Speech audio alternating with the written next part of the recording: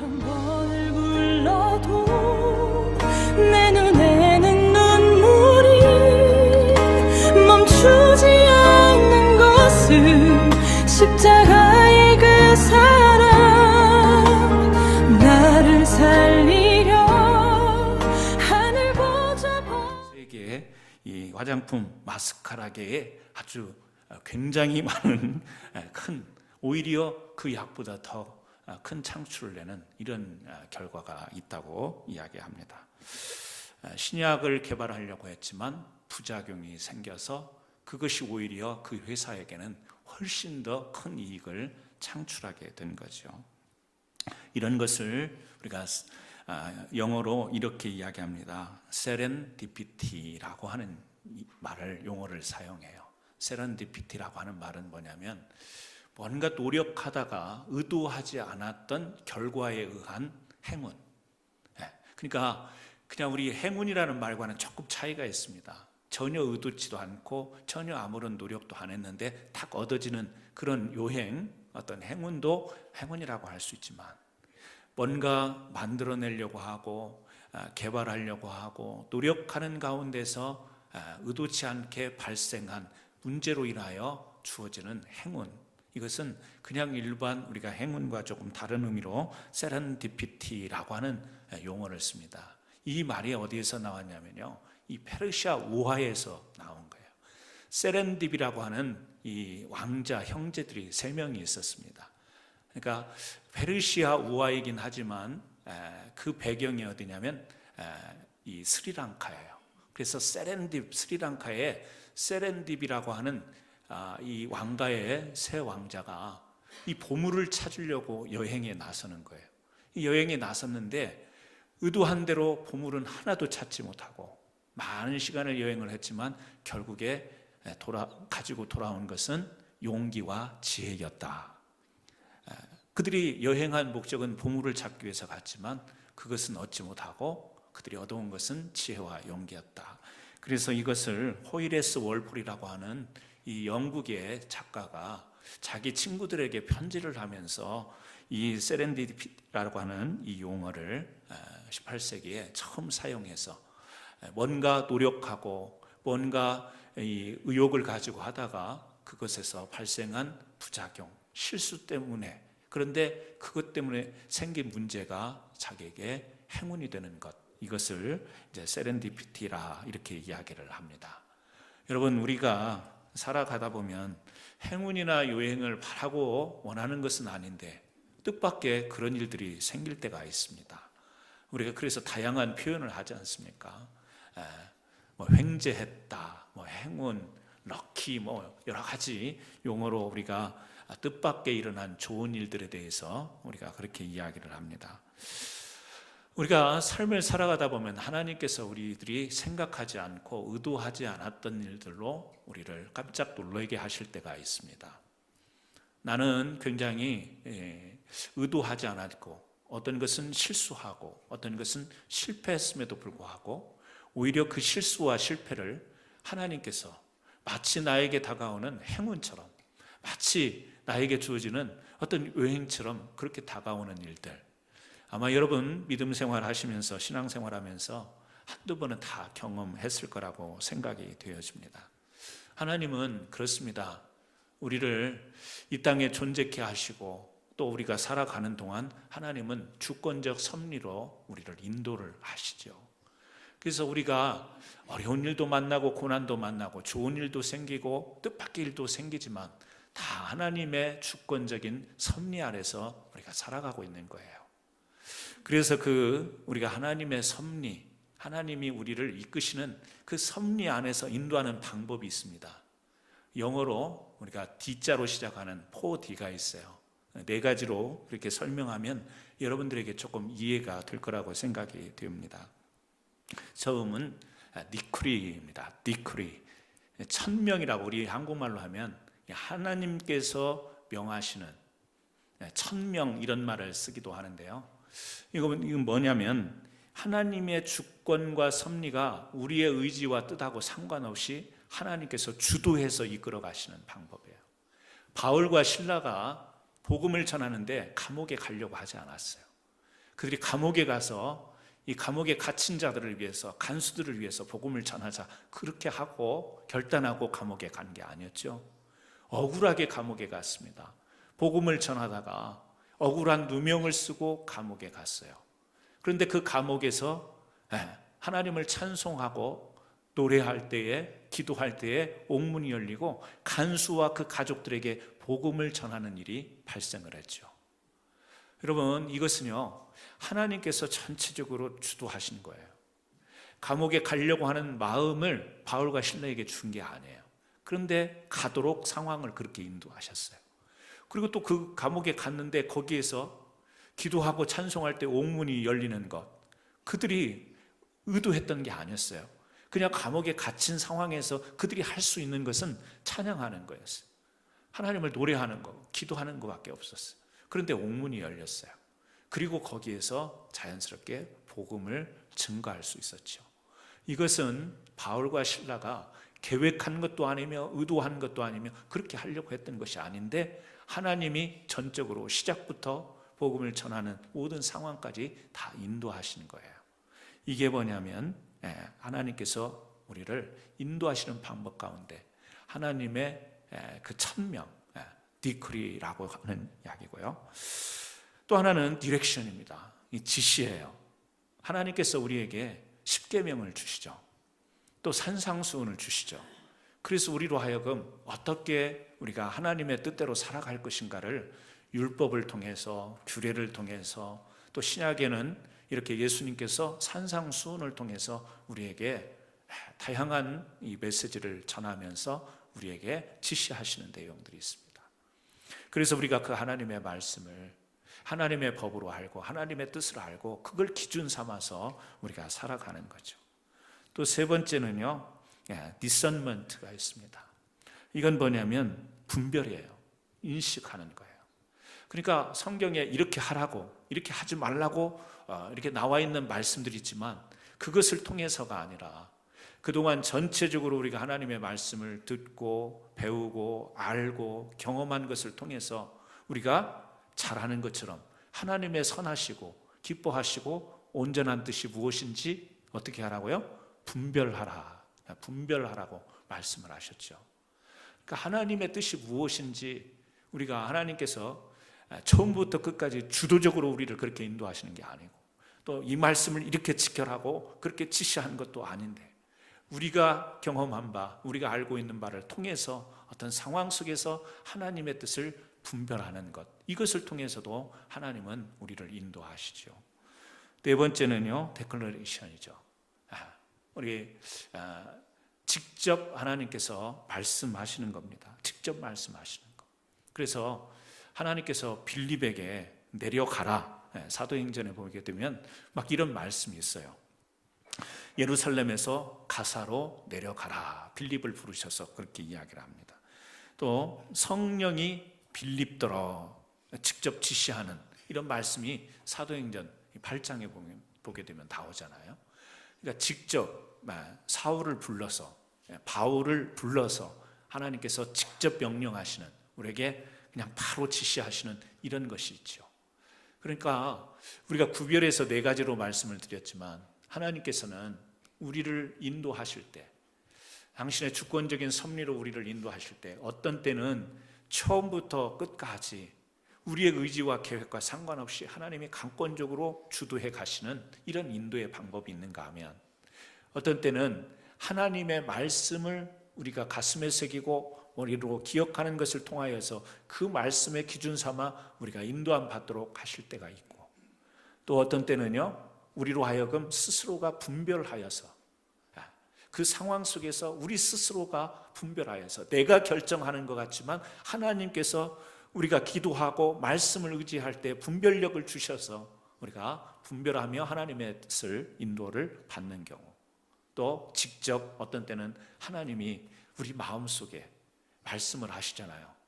뭐 소리로 음성으로 들리는 것은 아닌데 하나님이 직접 내게 다가와서 말씀하시는, 그래서 감동, 감화, 감격하며 그 말씀을 하나님이 내게 주신 말씀으로 붙들고 우리가 하나님을 따라가는 방법들이 있죠.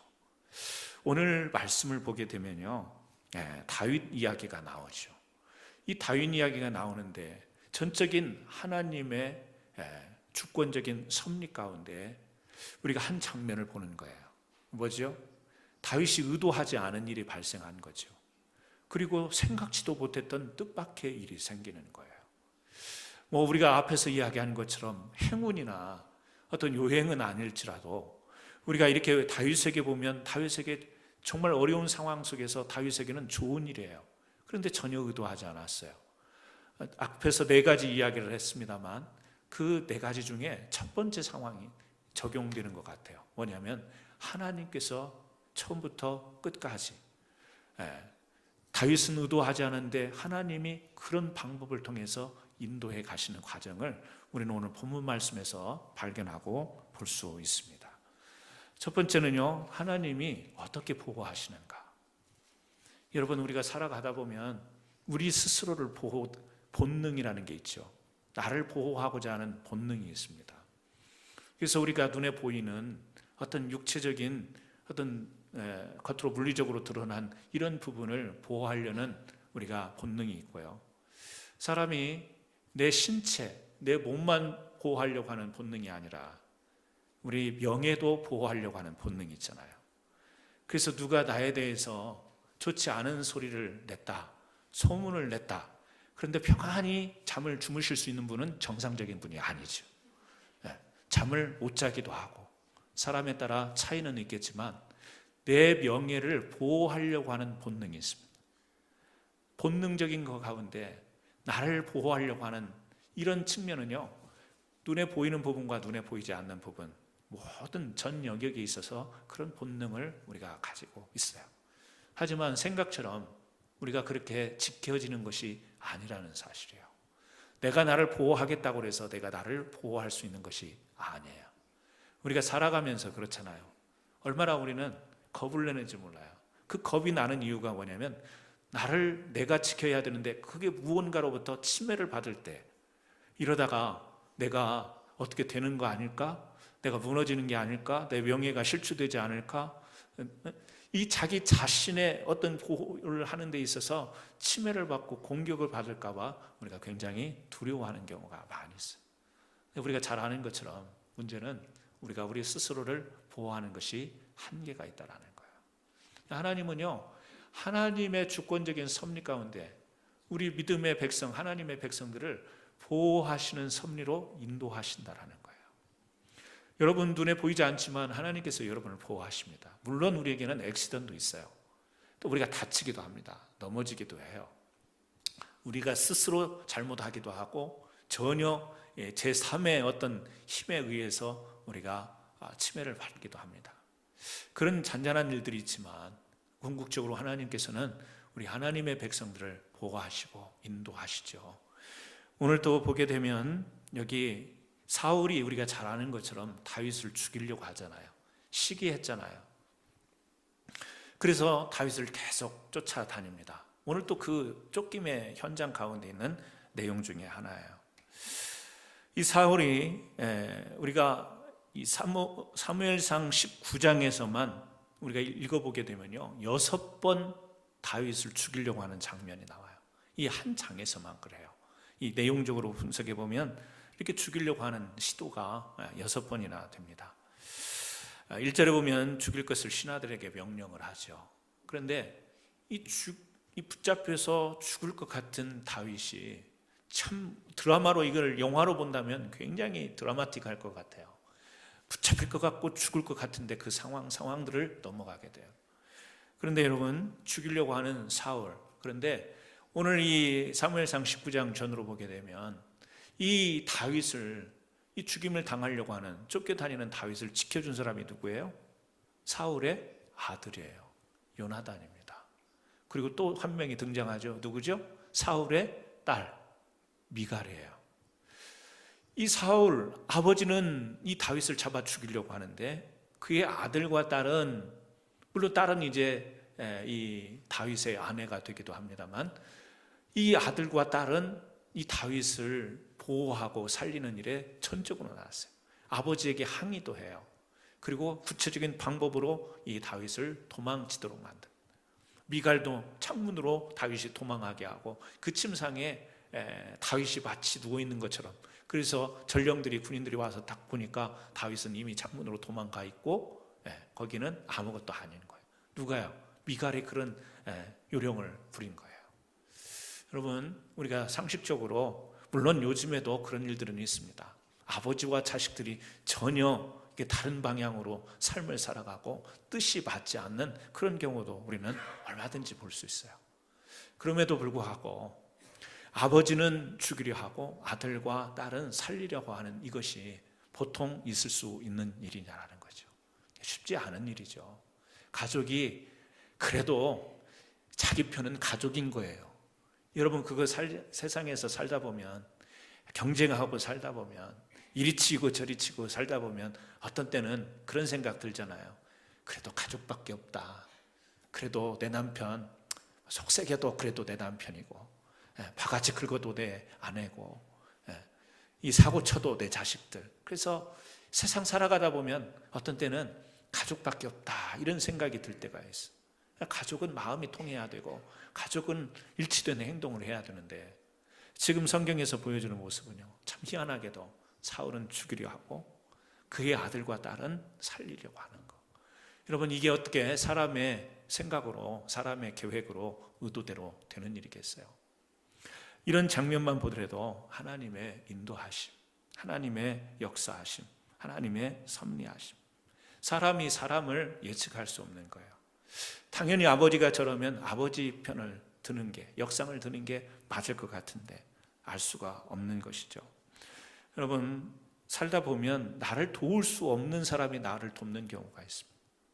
나를 도저히, 나에게 그런 잘못된 일을, 나에게 폐해를 입혀서는 안 될 것 같은 사람이 나에게 폐해를 입히고요, 나에게 전혀 도움이 안 될 것 같은 사람이 우리에게 도움이 되는 경우도 있어요.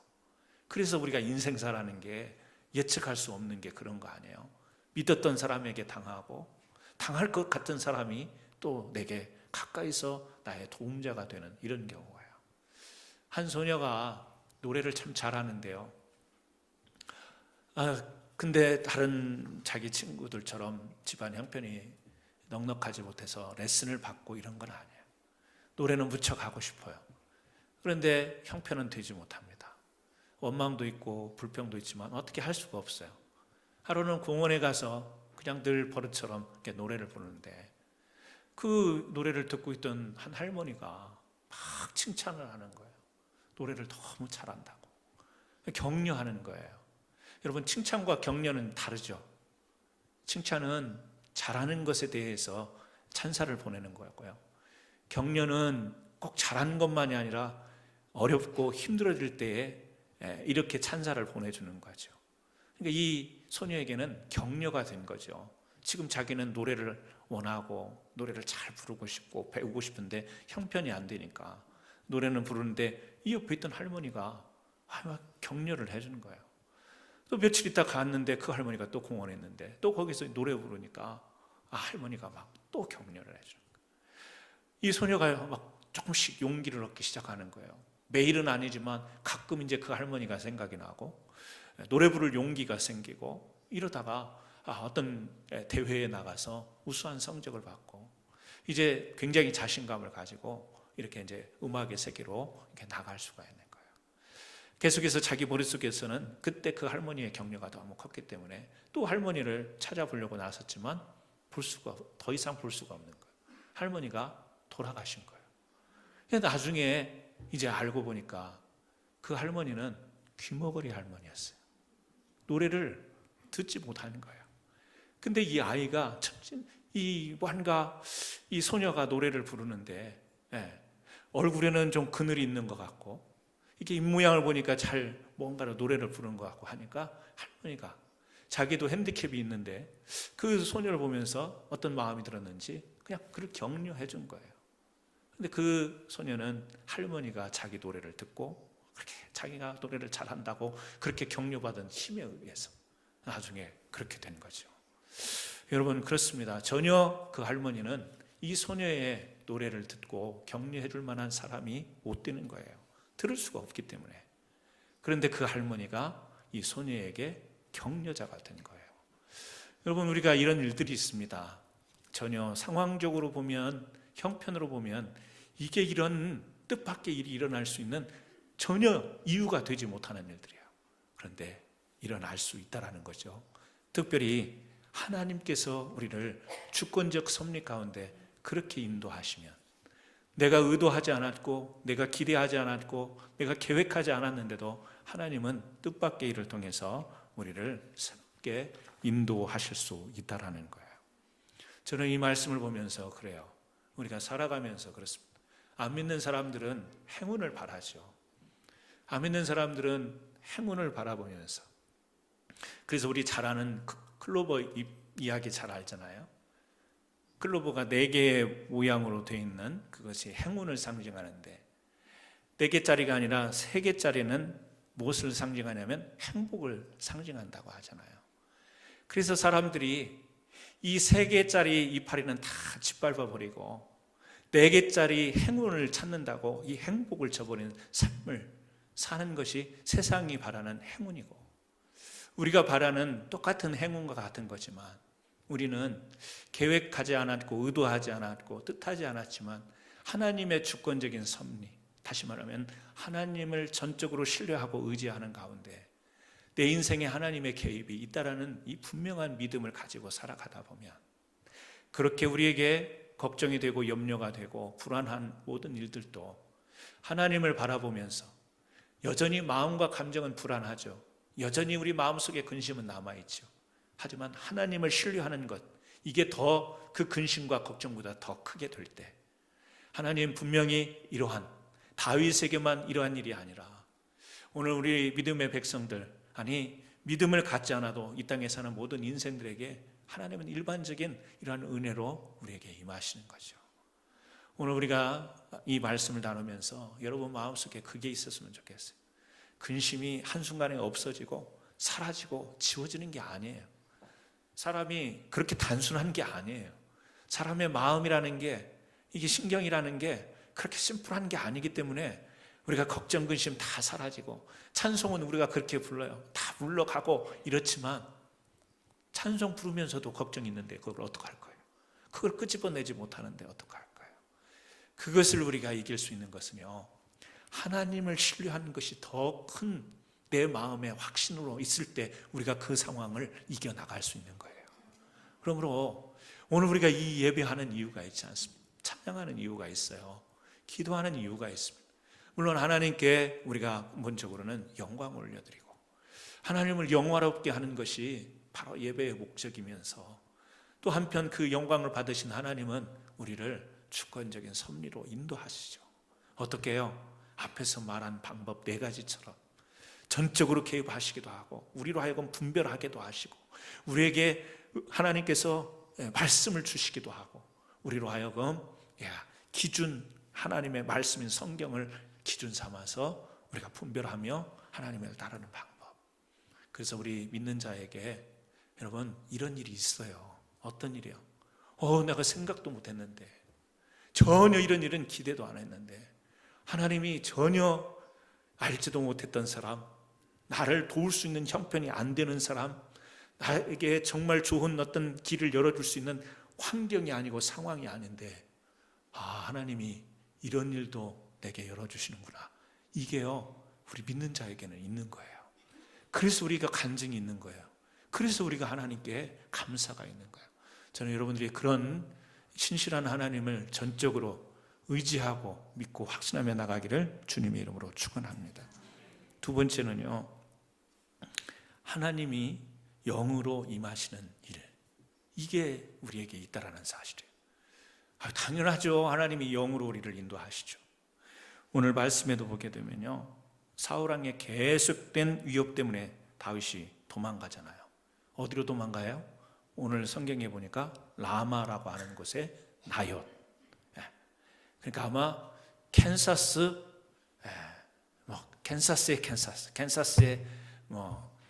캔사스 주의 레버널스 이렇게 장소가 좁혀지겠죠. 라마라고 하는 곳에 가서 나옅이라고 하는 이곳으로 이 다윗이 도망을 갑니다.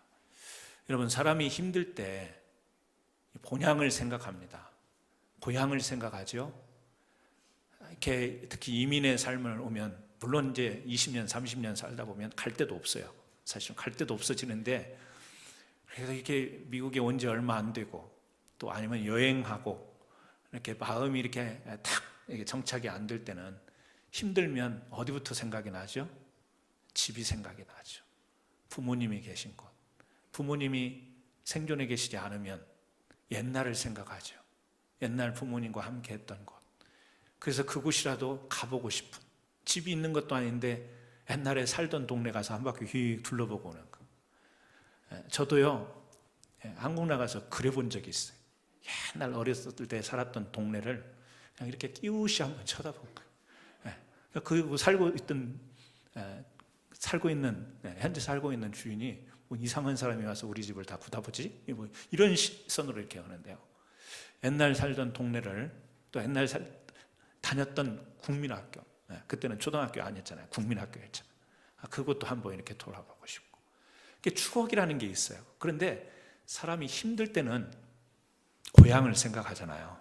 고향이라는 게 꼭 태어난 곳의 의미보다는 부모가 있고 가족이 있었던 곳. 뭐죠?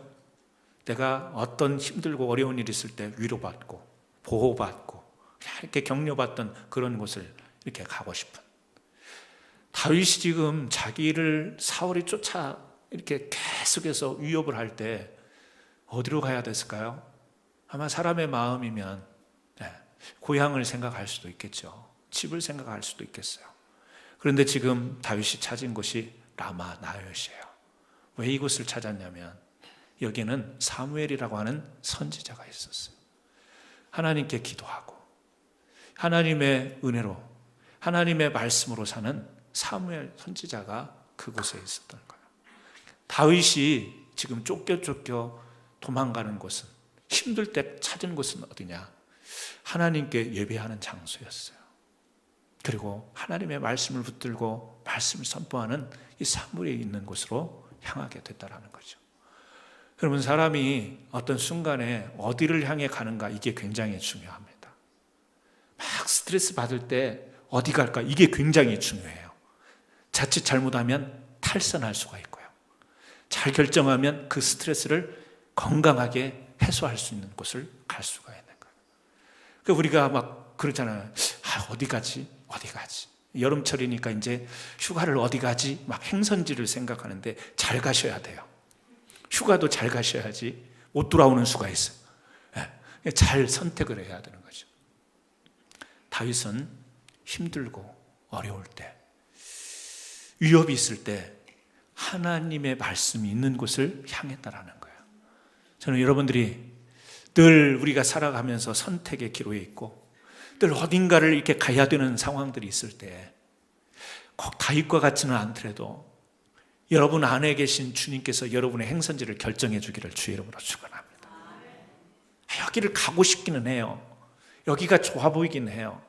하지만 내 안에 계신 주님께서 거기 아니다, 거기 아니야, 거기 가면 네가 힘쓰고 물질 쓰고 에너지 다 쏟아붓지만 너에게 열매가 없는 곳이다. 하나님이요, 성령을 통해 우리를 주권적 섭리로 어떻게 하시죠? 분별하게 만드시는 거예요.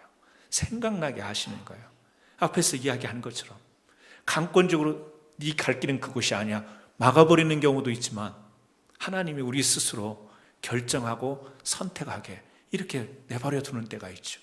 내버려 두는 게 아니에요. 하나님은 우리 스스로가 결정하라는 거예요. 다윗과 같이 고향을 향해 갈 수도 있어요. 아니면 다른 곳을 피해 갈 수도 있지만 사무엘 선지자가 있는 라마 나요스로 가는 거예요. 라마 나요스는요, 교회를 상징하는 거예요. 교회는 어떤 곳이에요? 하나님의 영이 임하는 곳이에요. 그래서 여기 말씀을 보세요. 말씀을 봤더니 이제 라마 나요스로 갔다라는 정보를 사울이 입수를 하고, 성경에는 전령들을 보낸다고 하는데 이거는 뭐예요? 군사들을, 군인들을 보내는 거예요. 어떻게? 그곳 가서 다윗을 잡아오라는 거예요. 20절을 보세요.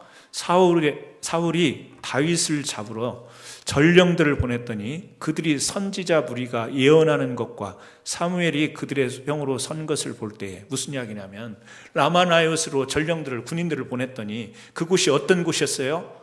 교회였다라는 이야기예요. 그곳에 하나님의 영이 머무는 곳이었어요. 사무엘 선지자가 있었어요. 그래서 그것을 볼 때에 하나님의 영이 사울의 전령들에게 임함에 그들도 예언을 한지라. 여러분, 이런 일도 있어요.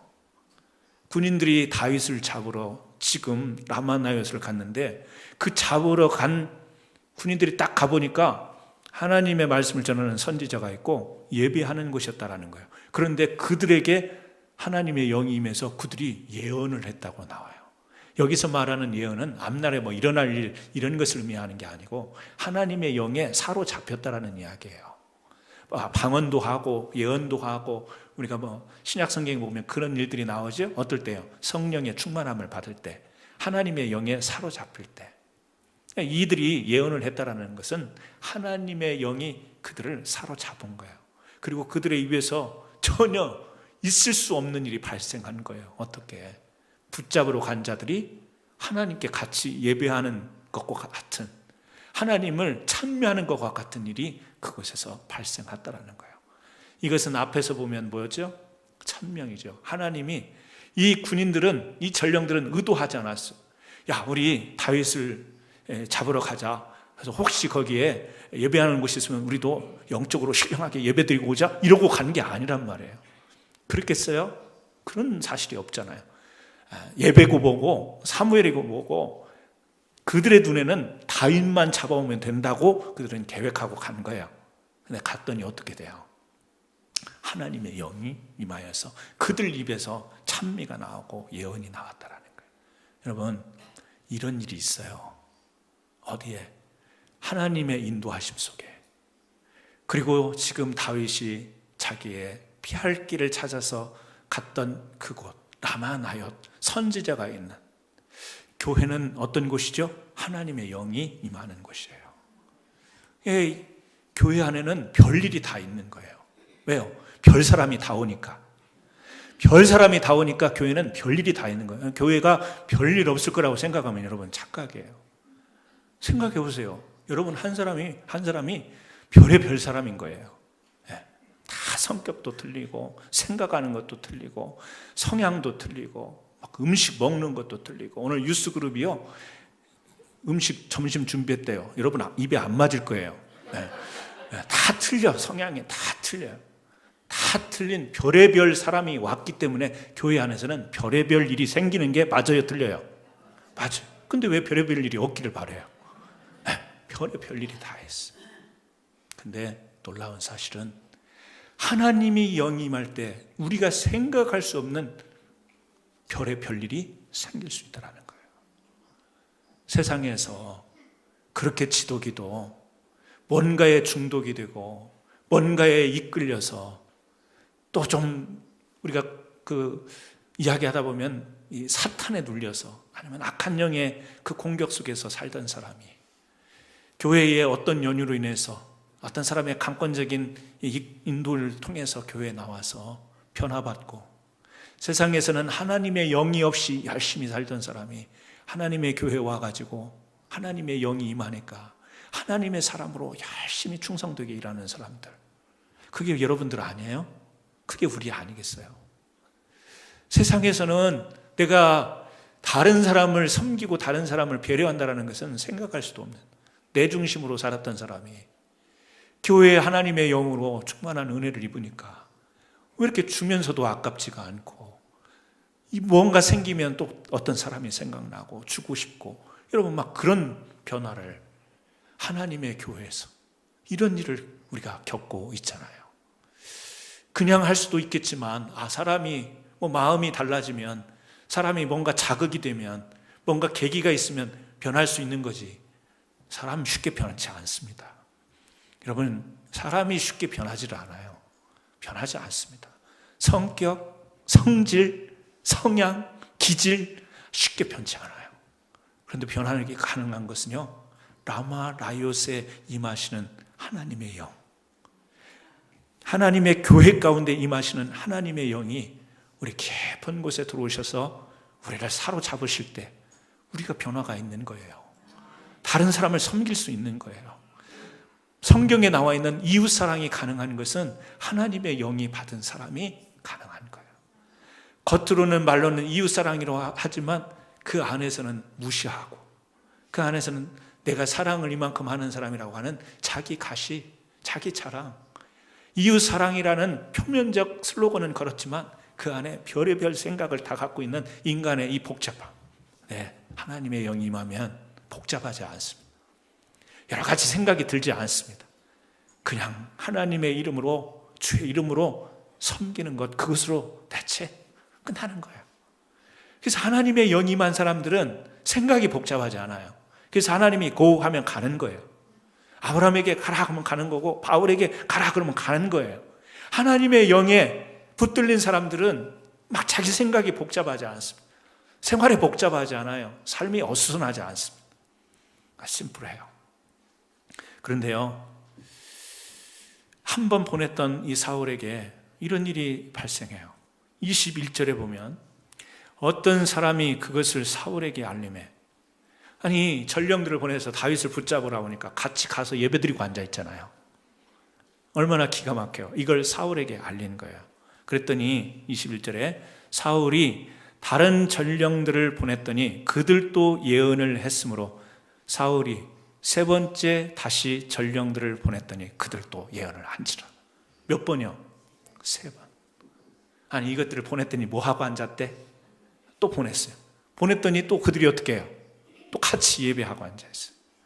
그래서 마지막으로 세 번째 보낸 거예요. 그랬더니 그들 역시 하나님의 영에 사로잡혀 버린 거예요. 교회 가서 빨리 급한 일 있으니까 아무개 데리고 오라고 보냈더니 같이 예배 보고 앉아있어요. 그럼 보낸 사람이 얼마나 답답하겠어요. 지금 어디 가야 되는데 시간이 됐는데 안 오잖아요. 그러니까 야, 네가 가서 뒤에 가서 조용히 예배 시간 들어가가지고 빨리 데리고 나와. 그랬더니 앉아갖고 같이 찬송하고 박수치고 막 할렐루야 그러고 있어. 그럼 그 보낸 사람이 어떻게 했어요? 아니, 이게 어떻게 된 게 나오질 않아? 야, 네가 가서 다시 한번 빨리 가서 다 나오라 그래. 갔더니 그 사람도 또 박수치고 할렐루야 찬송하고 있으면 이러면 어떻게 했어요? 답답하니까 자기가 이제 직접 가는 거예요. 22절에 이제는 전령들 보내가지고 안 되니까 이에 사울도 라마로 가서 세구에 있는 큰 우물에 도착하여 물어 이르되 사무엘과 다윗이 어디 있느냐? 어떤 사람이 이르되 라마나요스에 있나이다. 사울이 라마나요스로 가니라. 하나님의 영이 누구에게요? 그에게도 임하시매. 이런 일도 있어요, 여러분. 이런 일이 있는 거예요. 어디에? 하나님이 섭리하시는 곳에. 사울은 지금 다윗을 잡아서 죽여야 돼요. 그래야 직성이 풀려요. 지금 다른 일을 못해요. 오직 여기에 지금 몰입되어 있어요. 그런데 사울에게도 하나님의 성령이매요. 자, 그가 라마나요스에 이르기까지 걸어가며 예언을 하였으니 계속 걸어가는 동안 어떻게 됐어요? 하나님의 영에 사로잡힌 거예요. 그랬더니요, 이 24절에 보면 희한한 장면이 또 나와요. 그가 또 그의 옷을 벗고 사무엘 앞에서 예언을 하며, 사무엘, 당신이 지금 다윗을 보호하고 있었어? 뭐 이렇게 나와야 이 스토리상 전개가 맞잖아요. 당신이 아무리 선지자라고 하지만 내가 죽이려고 하는 다윗을 당신이 보호하고 있으면서 사무엘도 다윗과 같은 적으로 여겨야 될 상황인데 거기에서요, 사무엘의 말씀을 듣고 있는 거예요. 지금 예배하고 있는 거예요. 하루 밤낮을 온몸으로 두었더라. 벗은 몸으로 두었더라. 그러므로 속담에 이르기를, 나중에 사울에 대해서 어떤 이야기가 전해지냐면 사울도 선지자 중에 있느냐 하니라. 어떻게 소문이 났냐면, 야, 사울도 선지자야? 막 이렇게 소문 났다라는 거예요. 왜? 막 사울이 예언하고 찬양하고 막 예배하고 그러니까. 그러니까 우리 뭐 그런 간증 있잖아요. 막 부인이 교회를 갔는데 핍박하는 남편이 교회 못 가게 하는데도 어느 날 예배에 가는 거죠.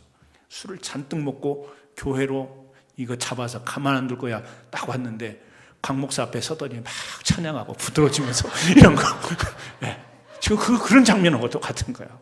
아니 막 와가지고 난동 부리면서 머리끄댕이를 잡고 부인을 나가고, 이게 우리는 드라마상 이렇게 돼야 되는 거잖아요.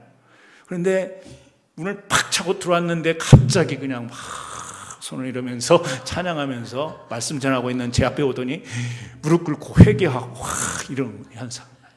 우리는 드라마를 많이 봤기 때문에 이게 막 이제 드라마화가 되는 거예요. 여러분, 이런 일이 있어요. 이런 일이 있습니다.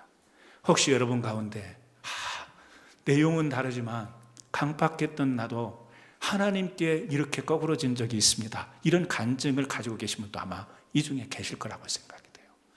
아니, 행동으로는 아니어도 내 마음 지독히 강했습니다. 강팍했습니다. 그런데 하나님께서 어느 날 어떤 계기를 통해서 나를 녹여주시는 이 경험, 내게도 이런 일이 있었습니다. 아마 간증을 가지고 계신 분들도 계실 거예요. 여러분, 라마나얏은 교회를 상징해요. 공격하고 죽이고 잡으려고 했던 사람들이 와서 하나님의 영에 사로잡혀 찬양하고 예언하는 역사가 일어나는 곳이 교회예요. 여러분, 그래서 교회는 거룩한 것이에요. 건물은 초라할 수 있어요. 별의별 사람들이 모일 수 있지만 하나님의 영은 강력한 거예요. 우리가 예배하고 찬미하는 것도 지금 하나님의 인도함, 하나님의 섭리 가운데 나와서 우리가 예배드리는 건데, 저는 여러분들의 그 강하고 뭔가 이 복잡하고 뭔가 눌려있고 이 모든 것들이 하나님의 영으로 여러분의 입술에서 하나님을 찬양하는 예언이 울려 퍼지는 놀라운 역사가 오늘 일어나기를 주님의 이름으로 축원합니다. 이런 일이 교회에는 있는 거예요. 그래서 교회는요, 오픈돼야 되는 거예요. 아우, 저런 사람은요, 우리 교회 오면 분위기 다 망쳐요. 그럴 수 있습니다. 진짜 그래요. 한 사람 교회 잘못 들어오면요, 참 교회가 힘들어요. 목회자도 어렵습니다. 사실이에요. 정말 그래요. 그래서 목회자들이 우리 교회 문은 다 열려 있습니다, 누구나 오셔야 됩니다, 그러면서 속으로 저 사람은 오면 안 되는데, 저 사람은 좀 옆에 교회로 좀 가시지, 왜 우리 교회로, 이런 생각을 가질 수 있어요. 그게 뭐죠? 우리 생각이에요. 여러분, 저도 그런 생각이 있습니다. 우리 교회는 좀 고상하고 품위 있고 이렇게 좀 정도 많고 사랑이 풍요로운 분들만 오셨으면 좋겠다라는 인간적 마음이 있어요. 교회는 어떤 곳이죠? 인간적 생각을 내려놓는 것이 교회예요. 내 마음과 감정과 계획은 그렇지만 하나님은 그렇게 하시지 않아요. 하나님이 원하시는 것은 교회 오픈도어야. 그리고 누구든지 와서, 사울도 와야 되고요, 전령도 와야 되고요, 이상한 사람도 와야 되고요, 병자도 와야 되고요, 정말 정신적으로 힘든 사람도 와야 되고, 외로운 사람도 오고 고독한 사람도 다 와서 하나님의 영으로 사로잡히는 것. 그래서 하나님을 예언하는 것, 찬양하고 경배하는 곳이 라마나얏 교회인 거예요. 저는 오늘 말씀을 보면서 그렇다, 우리에게 하나님이 섭리 가운데 인도하시면, 그리고 성령이 우리에게 임하시면 이런 일들이 있을 수 있다라는 이 분명한 믿음을 붙잡고, 오늘 또 여러분에게 주어진 삶의 현실을 잘 신앙으로 신실하게 이겨나가길 예수님의 이름으로 축원합니다. 하나님 아버지, 감사합니다.